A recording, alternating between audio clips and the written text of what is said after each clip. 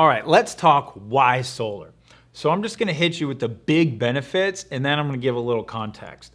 So number one, you can go solar for zero down. It costs you absolutely no money out of pocket. Most people don't know that.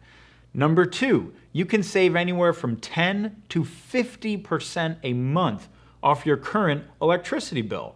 That's huge savings. I mean, what could you do with that money, especially over a year, over 10 years? It becomes a lot of money. Number three, you increase the value of your home immediately because you now have an asset, an electricity producing asset that is part of your home.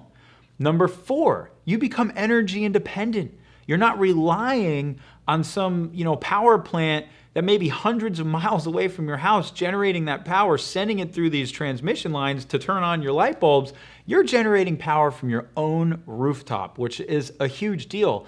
And number five, it's 100% clean, green energy. Say goodbye to the pollution in our air, the pollution in our water, the pollution in our oceans, in our world, and in our bodies.